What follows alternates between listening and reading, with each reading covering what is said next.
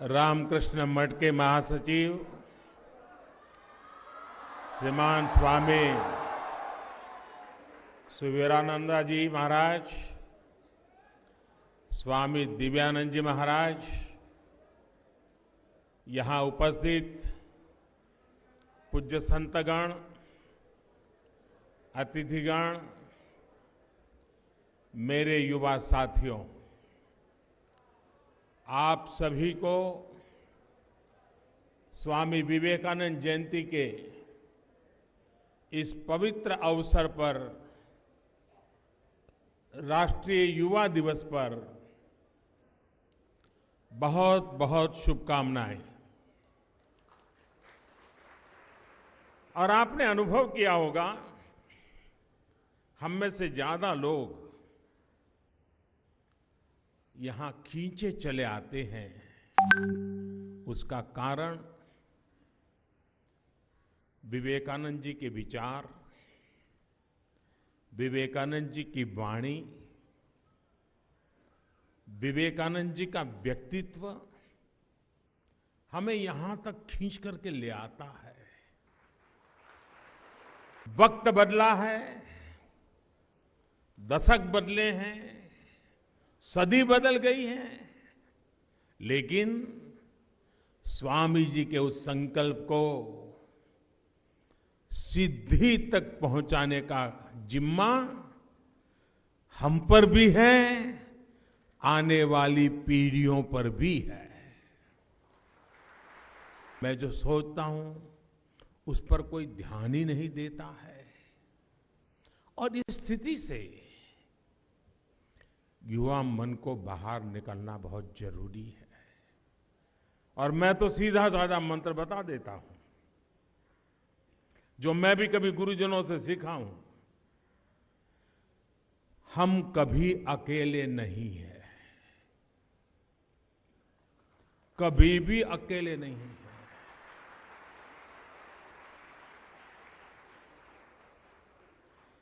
हमारे साथ एक और होता है जो हमें दिखता नहीं है, वो ईश्वर का रूप होता है।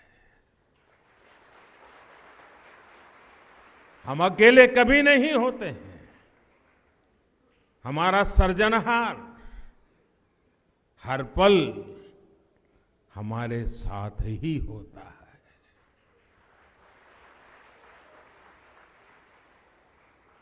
स्वामी जी की वो बात हमें हमेशा याद रखनी होगी, जब वो कहते थे, अगर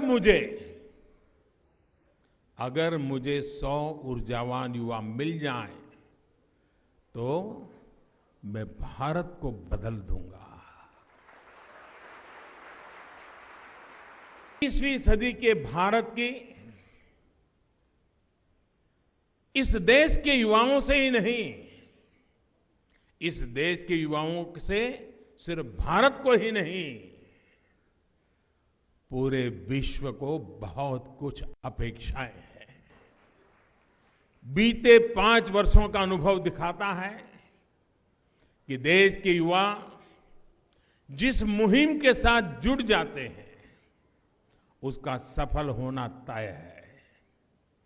भारत स्वच्छ हो सकता है या नहीं, इसको लेकर 5 वर्ष पहले तक एक निराशा का भाव था, लेकिन देश के युवा ने कमान संभाली और परिवर्तन सामने दिख रहा है।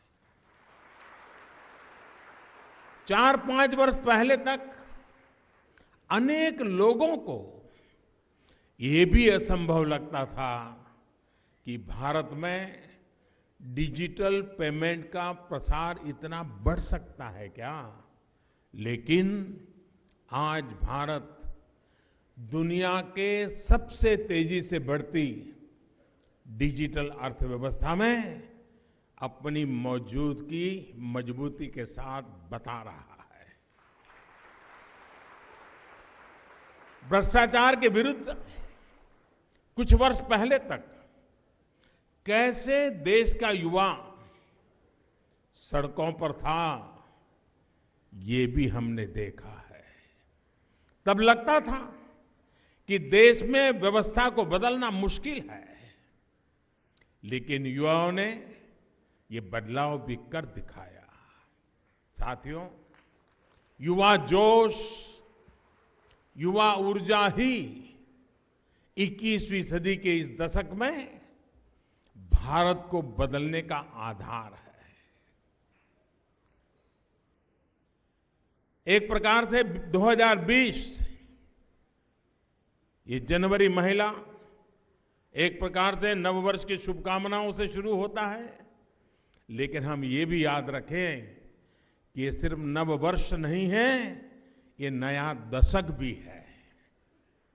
और इसलिए हमें अपने सपनों को इस दशक के संकल्प के साथ जोड़ करके सिद्धि प्राप्त करने की दिशा में और अधिक ऊर्जा के साथ और अधिक उपस्थित दशकों पुरानी चुनौतियों को सुलझाने के लिए प्रयास कर रही है। साथियों, बीते कुछ समय से देश में और युवाओं में बहुत चर्चा है सिटीजनशिप अमेंडमेंट एक्ट की। ये एक्ट क्या है? इसे लाना क्यों जरूरी था? युवाओं के मन में बहुत से सवाल भांति भांति लोगों के द्वारा भर दिए, लेकिन कुछ ऐसे भी हैं जो अब भी इस भ्रम के शिकार हुए हैं, अफवाहों के शिकार हुए हैं। ऐसे हर युवा को समझाना भी हम सबका दायित्व है और उसे संतुष्ट करना भी हम सबकी ही जिम्मेदारी है। और इसलिए आज राष्ट्रीय युवा दिवस पर मैं फिर से देश के नौजवानों को, पश्चिम बंगाल के नौजवानों को, नॉर्थ ईस्ट के नौजवानों को आज इस पवित्र धरती से और युवाओं के बीच खड़ा होकर के जरूर कुछ कहना चाहता हूं। साथियों, भारत सरकार ने रातों रात कोई नया कानून बना दिया है।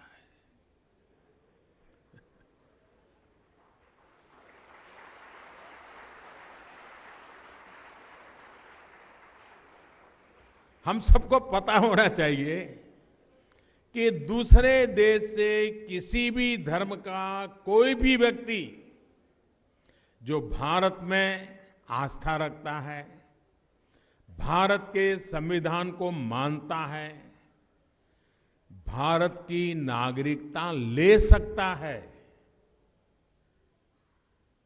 कोई दुविधा नहीं है इसमें। मैं फिर कहूंगा, सिटीजनशिप एक्ट नागरिकता छीन लेने का नहीं, ये नागरिकता देने का कानून है।